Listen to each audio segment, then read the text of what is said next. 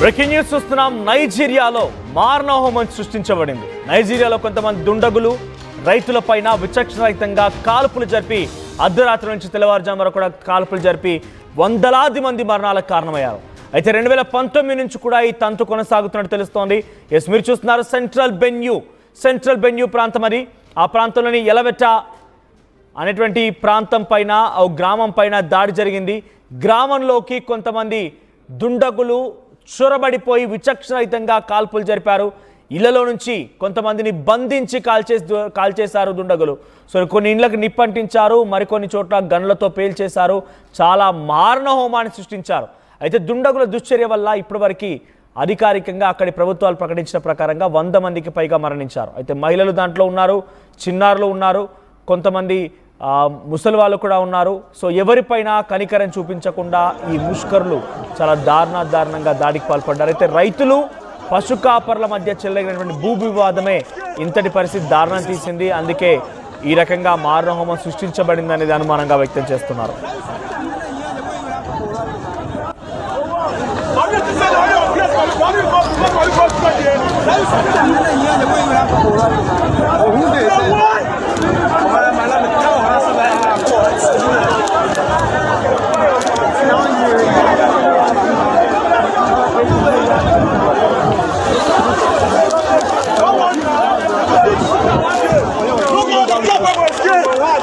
This is my village, Yerwata. Over the situation last night of Fulani bandits killing over 100 persons at Yerwata. The youth are here that they will not take this anymore from the government. And we are here to work and see how peace will be restored. That is the situation at the moment. The deputy governor of the state is here. Thank you.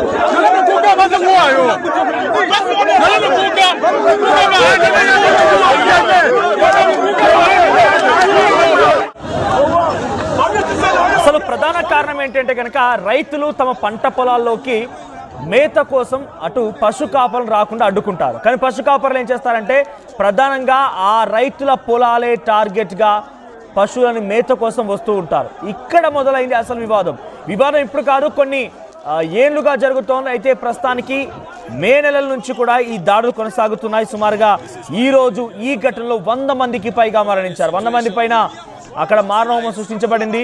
ఆ పశు కాపర్లంతా వచ్చి ఆ రైతుల ఇళ్లపైన నిప్పంటించారు. దారుణంగా వారిపై దాడి చేసి సుమారుగా 100 మందికి పైగా చంపేసే ప్రయత్నం చేశారు. ఫులానీ గొర్రెల కాపుల మధ్య రైతుల మధ్య సెంట్రల్ బెన్యూ రాష్ట్రంలో ఈ ఘర్షణలు చెలరేగుతూ ఉన్నాయి.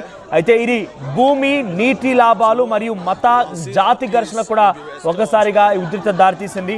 బెన్యూ రాష్ట్రంలో మే 27న 42 మంది మరణించారు. తాజాగా ఈ రోజు సుమారుగా 100 మందికి పైగా మరణించారు. అయితే పారంపరిక మేతల మార్గాలను డిజిటల్ పద్ధతిలో గుర్తించడం, ఓపెన్ గ్రేజింగ్ పై నిషేధం విధించడం లాంటి చర్యలకి ప్రభుత్వం పాల్పడింది.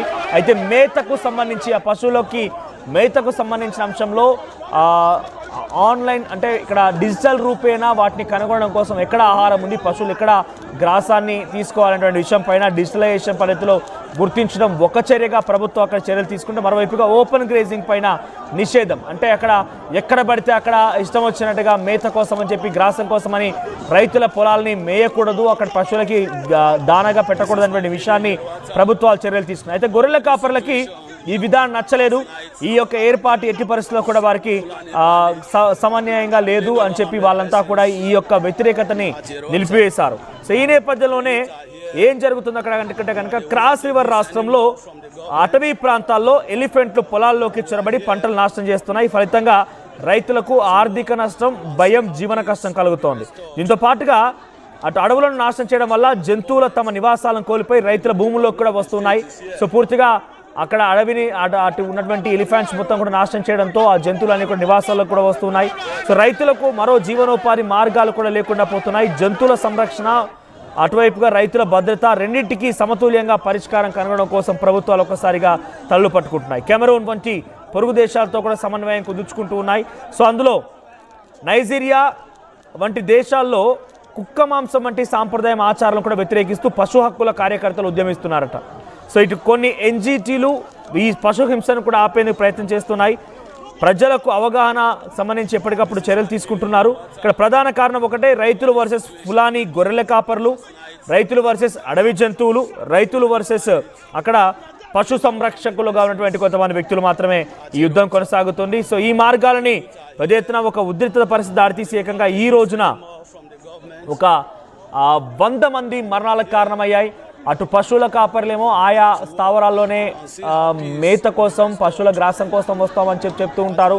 అటు రైతులేమో అటు జంతువుల నుంచి ఆ యొక్క పంటల్ని కాపాడుకోవాలి, ఇటు పశు కాపర్ల నుంచి పంటల్ని కాపాడుకోవాలనే లక్ష్యంతో వారంతా కూడా ప్రతిఘటిస్తున్న నేపథ్యంలో ప్రభుత్వాలు కొన్ని నిర్ణయాలు తీసుకున్నాయి. ప్రభుత్వాల నిర్ణయాలు మొత్తం కూడా అటు పశు కాపర్లకు వ్యతిరేకంగా ఉండడంతో ఈరోజు ఈ యొక్క మారణ హోమం సృష్టించబడింది. సుమారుగా 100 మంది మరణించారు. సెంట్రల్ బెండ్యూ ప్రాంతం, ఎల్వెట్టా ప్రాంతంలో 100 మంది ఇండ్లకి నిప్పంటించడంతో అందరూ కూడా అగ్నికి ఆహుతి అయిపోయారు. చాలామంది దుర్మరణ పాలైపోయారు. ప్రస్తుతం ఒకసారి మనం లైవ్ విజువల్స్ చూస్తున్నాం. ఆ లైవ్ విజువల్స్లో మరి గమనిస్తే రోడ్లపైకి ఎక్కి తమ నిరసనని వ్యక్తం చేస్తున్నారు. వారంతా కూడా ఆర్తనాదాలు చేస్తున్నారు. తమ వారందరినీ కూడా కోల్పోయి ఏం చేయాలో దిక్కుతోచని పరిస్థితులు వారంతా కూడా రోడ్డు ఎక్కడం జరిగింది. దీనిపై మరిన్ని అప్డేట్స్తో మా ప్రతినిధి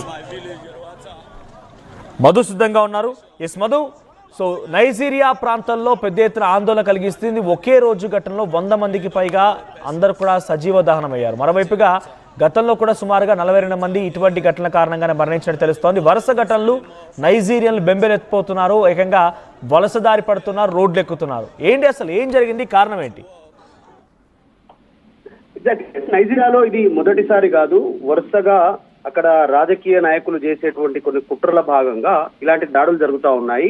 వాళ్ళు ఇరు వర్గాల మధ్య చెచ్చు పెట్టే ప్రయత్నం చేస్తా ఉన్నారు వాళ్ళ రాజకీయ ప్రయోజనాల కోసం. గతంలో చూసాం 2023 సంవత్సరంలో కూడా ఇలాంటి ఘటన జరిగి దాదాపు 160 మంది మరణ హోమానికి బలైనటువంటి పరిస్థితి కనపడింది. ఈ రోజు మళ్ళీ ఇలాంటి సిచ్యువేషన్, చిన్నపిల్లలు లేదు, వేరే పెద్దలు ముసలి వాళ్ళు లేదు, గ్రామాలపైన దాడులు చేసి ఒక ముఠా, ఒక ఇలాంటి దాడులు చేస్తా ఉన్నట్టు ఒక సాయుధ ముఠా గ్రామాలపైన దాడులు చేసి ప్రజలను చంపుతా ఉన్నటువంటి పరిస్థితి ఉంది, దాడులు చేస్తున్నటువంటి సిచ్యువేషన్ ఉంది. రెండు ప్రధానంగా అక్కడ 2 వర్గాలు నైజీరియాలో నివసిస్తున్నాయి. ఒకటి ముస్లింలు, మరొకటి క్రైస్తవులు. ఈ 2 తెగల మధ్య తీవ్రమైనటువంటి ఘర్షణ వాతావరణం ఉంది.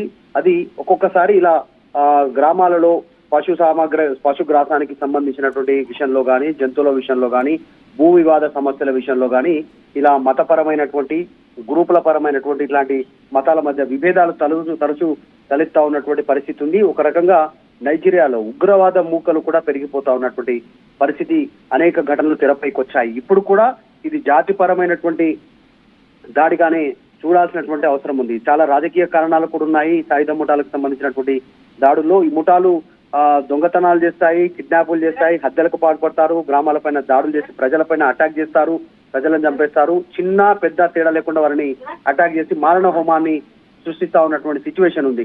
సో ఇక్కడ న్యాయం లేదు, సమానత్వం లేదు. ఇలాంటి ఘటనలు అనేకంగా చోటు చేసుకున్నటువంటి పరిస్థితి ఉంది. ఇలాంటి గ్రూపులను, ఇలాంటి ముఠాలను, ఇలాంటి వారిని నిర్మూలించాలనేటువంటిది ఐక్యరాజ్య సమితికి గతంలో కూడా అనేక విజ్ఞప్తులు వచ్చాయి. ఇప్పుడు మళ్ళీ గ్రామాలపైన దాడులు చేసి అత్యంత దారుణంగా మొత్తం కొంతమందిని బంధించి కాల్చివేశారు దుండగులు. కొద్దిమంది 100కి పైగా మృతి చెందారు ఈ ఘటనలో. మహిళలు, చిన్నారులపైన కూడా కనికరం చూపలేదు ఇట్లాంటి ముష్కరులు. రైతులు, పశువుల మధ్య ఇలా వివాదం చెలరేగుతా ఉంది. ఈ భూ వివాదం కారణంగానే ఈ ఘటనకు పాల్పడ్డట్టుగా ప్రస్తుతం అనుమానం వ్యక్తం అవుతా ఉంది. దీని వెనకాల మతపరమైనటువంటి కోణం కూడా ఉండే అవకాశం కనిపిస్తా ఉంది. ప్రతి సంవత్సరం రాజకీయ పరమైనటువంటి వివాదాలతో ప్రజల మధ్య చిచ్చుపెట్టే ప్రయత్నం జరుగుతుంది వాళ్ళ స్వార్థ ప్రయోజనాల కోసం. సో దీనిపైన ఇంటర్నేషనల్ గా ఒత్తిడి తీసుకొచ్చి శాంతి కోసం అక్కడ నిర్ణయం తీసుకోవాలనేటువంటి డిమాండ్ కూడా ఉంది. ఐక్యరాజ్య సమితి పెద్ద ఒత్తిడి కూడా చేసే ప్రయత్నం చేస్తా ఉన్నారు. మరొకసారి ఘటన చోటుకోవడం, ప్రతి సంవత్సరం ఇలాంటి ఘటనలు పునరావృతం అవుతున్నాయి. 2023లో కూడా అత్యధికంగా 160 మందికి పైగా చనిపోయినటువంటి ఘటన తెరపైకి వచ్చింది. మళ్ళీ తర్వాత మధ్యలో చిన్న చెదురుమగడమాడు ఘటనలు జరుగుతా ఉన్నాయి. ఉగ్రవాదాన్ని పెంచి పోషించే ప్రయత్నాలు కూడా కొనసాగుతా ఉన్నాయి నైజీరియాలో. రైట్ మధు, సో ప్రధానంగా దీనికి గల కారణం ఏంటంటే వాతావరణం సహకరించకపోవడం, అక్కడ పశుగ్రాసం లేకపోవడం.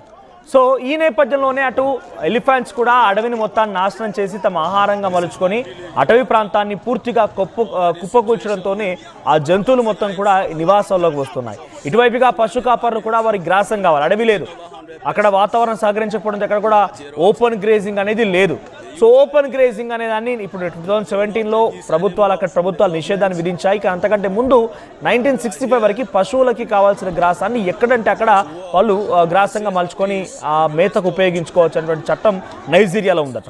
అయితే ఆ 1965లో ఉన్నటువంటి ఆ చట్టాన్ని ఉపయోగించి ఇక్కడ పశు కాపర్లంతా కూడా రైతుల పొలాల టార్గెట్, వాళ్ళకి వేరే దగ్గర నో యూస్ అంటే ఇక్కడ రైతులు కూడా చాలా కష్టంగా ఆ పంటను పండించుకుంటున్నారు. నీళ్ళు లేవు, వాతావరణం సహకరించలేదు, అక్కడ భూమి ఏమాత్రం సహకరించదు, ఇంకా రకరకాల సమస్యలు ఉన్నాయి. వాటన్ని తట్టుకొని రైతులంతా పంట పండించుకుంటూ ఉంటుంటే ఆ పంటల్ని పశువుల గ్రాసంగా మలుచుకుంటారు కొంతమంది పశు కాపర్లు. అయితే అక్కడ వివాదం మొదలైంది.